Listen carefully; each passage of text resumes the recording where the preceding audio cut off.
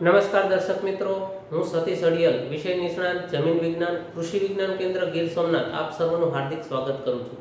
મિત્રો, આજના વિડીયોમાં આપણે ચર્ચા કરવાની છે કે કપાસના પાકની અંદર પાળા ચડાવતા સમયે આપણે કયા ખાતરો વાપરવા જોઈએ, કેટલા જથ્થામાં વાપરવા જોઈએ અને પાળા ચડાવતી સમયે એ ખાતર વાપરવાથી આપણને શું ફાયદો થાય.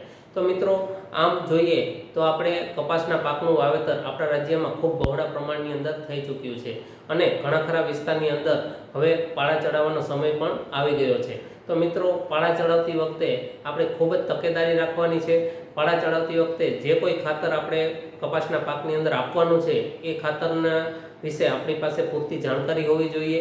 એ ખાતર ક્યારે આપવું જોઈએ, ક્યાં આપવું જોઈએ અને કેટલા જથ્થાની અંદર આપવું જોઈએ. તો મિત્રો, આપણે વિસ્તૃતની અંદર ચર્ચા કરીએ તો આમ જોઈએ તો કપાસ છે એ ખૂબ જ લાંબા ગાળાનો પાક છે. એ લાંબા સમય સુધી ઊભો રહે છે. કપાસ છે એ ઊંડા મૂળવાળો પણ પાક છે, એટલે એનું મૂળ પણ જમીનમાં ખૂબ ઊંડે સુધી જતું હોય છે.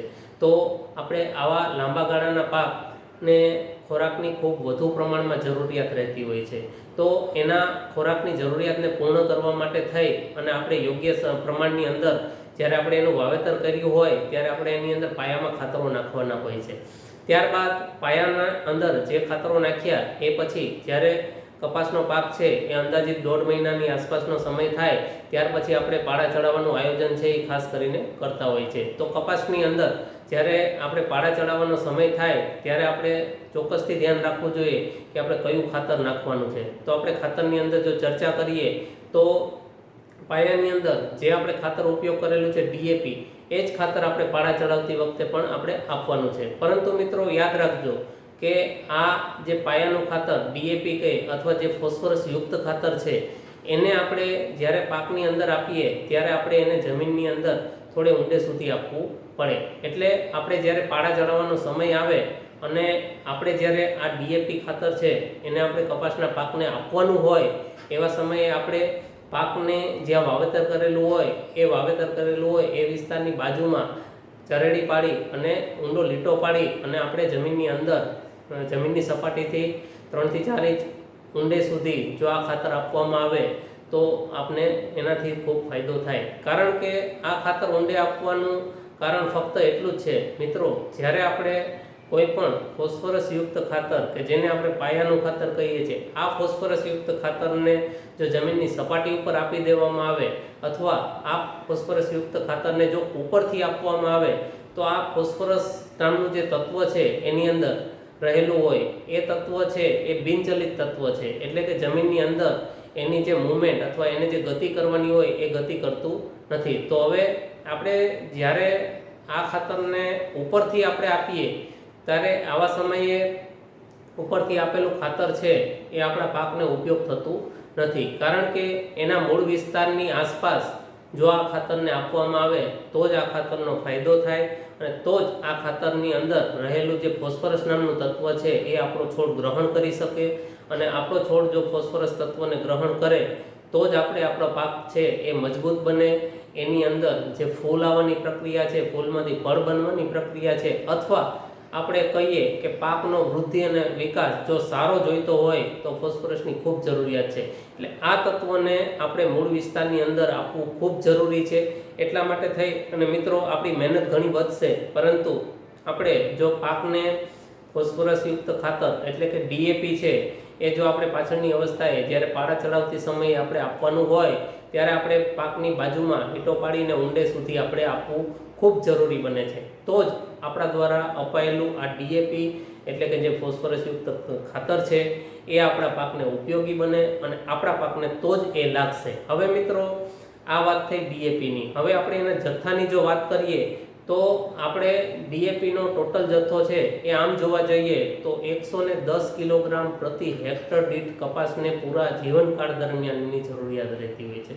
હવે આ ડીએપી જે 110 કિલો આપવાનું છે એમાંનું અડધું ડીએપી એટલે કે 55 કિલો ડીએપી છે એ એને આપણે પાયામાં આપવાનું હતું અને બાકી રહેલું જે અડધો જથ્થો છે કે જે બાકી રહેલું 55 કિલો ડીએપી છે એને આપણે પાળા ચડાવતી વખતે આપવાનું હતું.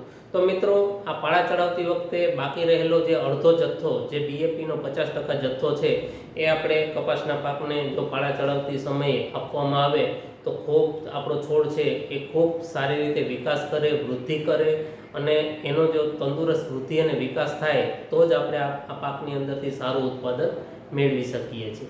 મિત્રો, આ ડીએપીની અવેજીમાં આપણે અન્ય ખાતરોનો પણ ઉપયોગ કરી શકીએ છીએ કે જેમાં ફોસ્ફરસ નામનું તત્વ આવતું હોય.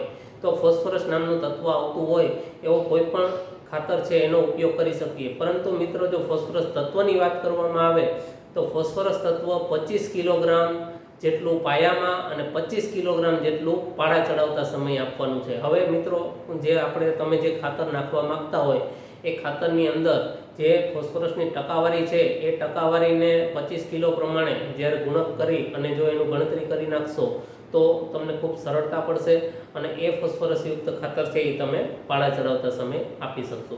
મિત્રો, આ વાત થઈ ફોસ્ફરસની. ફોસ્ફરસ સિવાય જો અન્ય ખાતર અથવા અન્ય તત્વની જો વાત કરવામાં આવે તો અન્ય ખૂબ જ અગત્યનું જે તત્વ છે એ એનપીકે માંનું પોટાશ, જે કે એનપી અને કે, જે કે શબ્દ છે કે જેને આપણે પોટેશિયમ તરીકે ઓળખીએ છીએ. તો મિત્રો, આ પોટાશ તત્વ કપાસના પાકમાં ખૂબ જ જરૂરી તત્વ છે, ખૂબ જ અગત્યનું છે. આપણી રાજ્યની કૃષિ યુનિવર્સિટીએ પણ આ પોટાશ તત્વની 150 કિલોગ્રામ પ્રતિ હેક્ટર દીઠ આપવાની ભલામણ કરેલી છે.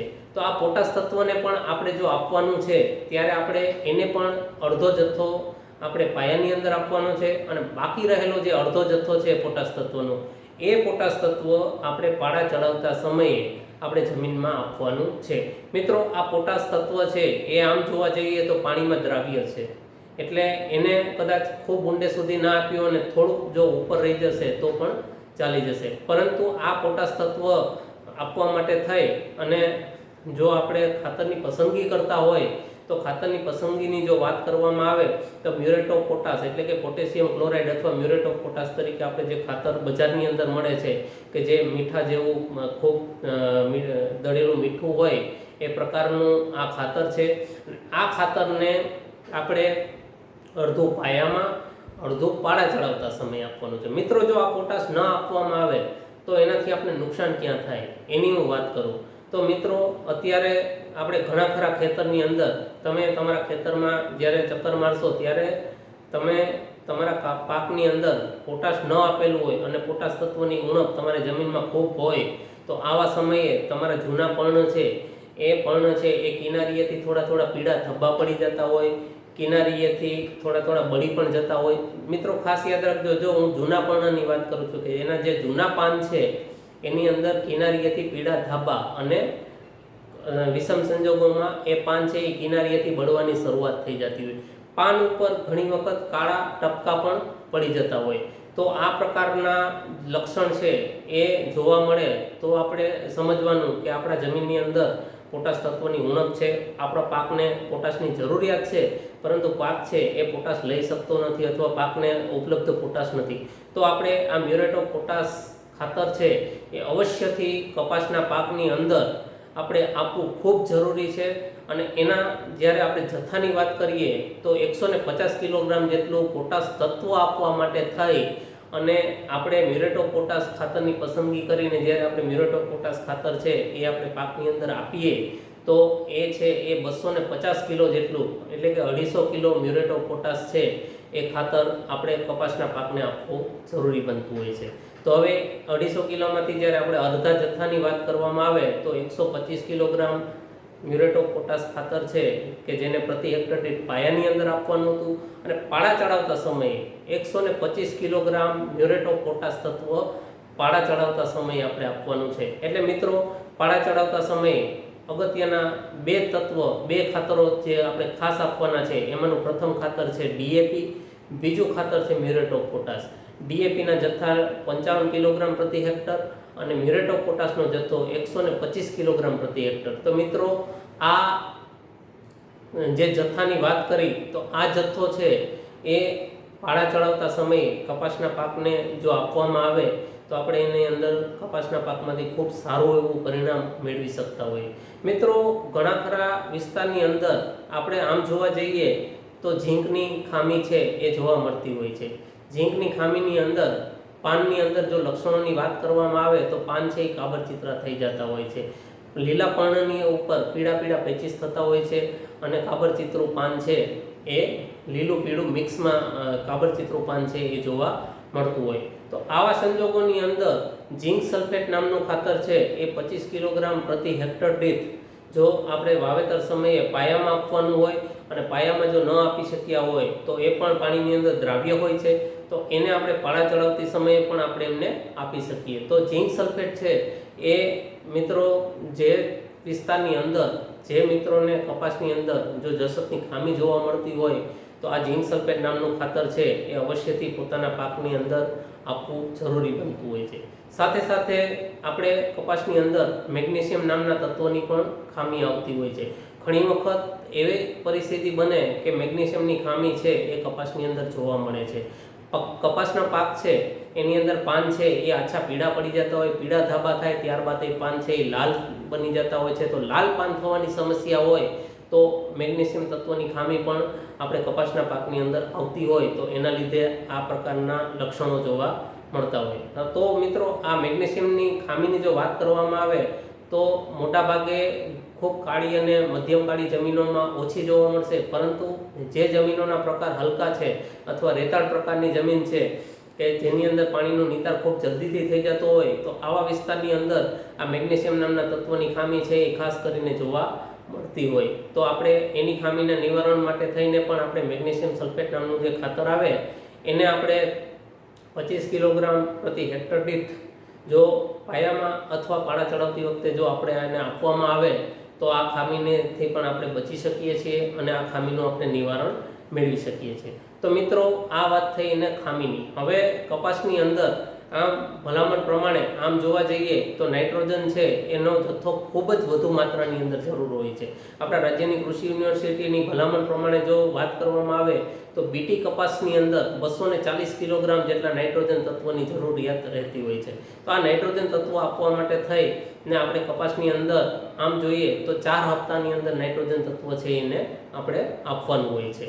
તો આ 4 હપ્તા ક્યારે ક્યારે આપવું, કેટલા જથ્થાની અંદર આપવું એની જો આપણે વાત કરીએ તો આપણે વાવેતર બાદ ત્રીજા અઠવાડિયે પ્રથમ જથ્થો છે એ નાઇટ્રોજનનો આપવાનો હોય છે. ત્યારે નાઇટ્રોજનના પ્રથમ જે હપ્તો છે અથવા પ્રથમ જથ્થાની અંદર જો ખાસ કરી અને એમોનિયમ સલ્ફેટનો જો ઉપયોગ કરવામાં આવે તો એનાથી આપણે ખૂબ સારો ફાયદો થાય. અને એમોનિયમ સલ્ફેટના જો જથ્થાની હું વાત કરું તો અંદાજિત 270 કિલોગ્રામ પ્રતિ હેક્ટર દીઠ એમોનિયમ સલ્ફેટ છે એ આપણે નાઇટ્રોજનયુક્ત ખાતરના પૂર્તિ તરીકે આપણે પ્રથમ હપ્તાની અંદર જો આપણે એને આપવામાં આવે તો એનાથી ખૂબ સારું પરિણામ મળે છે. કારણ કે એમોનિયમ સલ્ફેટ આપવા પાછળનું કારણ એ છે કે એની અંદર પ્રથમ તો એમોનિકલ ફોર્મની અંદર નાઇટ્રોજન હોય છે કે જે કપાસ ખૂબ સરળતાથી લઈ શકે છે. ત્યારબાદ એની અંદર ગંધક નામનું તત્વ પણ આવેલું હોય છે, કારણ કે એની અંદર સલ્ફેટના પ્રમાણે સલ્ફેટ હોવાના કારણે થઈ અને કપાસની અંદર પણ આમ જોવા જઈએ તો સલ્ફરની ખૂબ જરૂરિયાત રહેતી હોય છે. સલ્ફર છે એક એવી જે વિસ્તારની અંદર સલ્ફરની ખામી આવતી હોય એ વિસ્તારની અંદર જો આ એમોનિયમ સલ્ફેટ વાપરવામાં આવે તો એનાથી ખૂબ સારો ફાયદો થાય. તો આ સલ્ફરના લીધે થઈ અને કપાસિયાની અંદર થોડુંક તેલ છે એની માત્રાની અંદર વધારો થાય છે. સલ્ફર છે એ આમ જોઈએ તો એન્ટી ફંગલ એજન્ટ પણ છે, એટલે ફૂગજન્ય રોગ છે એનાથી પણ છોડને પ્રતિકારકતા આપે છોડને બચાવે.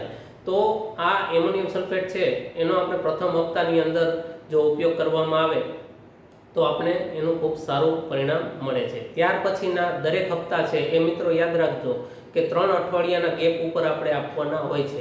એટલે પ્રથમ હપ્તો આપ્યા બાદ ત્રીજા 3 અઠવાડિયા બાદ બીજો હપ્તો આપવાનો છે, બીજા હપ્તા આપ્યા બાદ 3 અઠવાડિયા બાદ ત્રીજો અને એવી રીતના 3 અઠવાડિયા બાદ ચોથો હપ્તો આપવાનો છે. તો બાકી રહેતા 3 હપ્તા છે એની અંદર જો ખાતરની વાત કરવામાં આવે તો આપણે યુરિયાનો ઉપયોગ આપણે કરી શકીએ છીએ. અને આ યુરિયાનો ઉપયોગ છે એ પ્રતિ હેક્ટર દીઠ 120 કિલોગ્રામ જેટલો 3 હપ્તાની અંદર સરખા ભાગે કરવાનો હોય છે. તો મિત્રો આ વાત થઈ કપાસની અંદર પાળા ચડાવતા સમયે કયા ખાતર આપવા જોઈએ, કેટલા જથ્થાની અંદર આપવા જોઈએ અને કપાસની અંદર જે નાઇટ્રોજન તત્વની જરૂરિયાત છે એ નાઇટ્રોજન તત્વ આપણે કેટલા સમય સુધી આપવું જોઈએ, ક્યાં સુધી કેટલા જથ્થાની અંદર આપવું જોઈએ એના વિશેની વાત. તો મિત્રો આજનો આ વિડીયો તો તમને પસંદ આવ્યો હોય તો અન્ય ખેડૂતો સુધી ફોરવર્ડ કરજો અને અમારી ચેનલને સબસ્ક્રાઈબ કરવાનું ભૂલતા નહીં. ધન્યવાદ.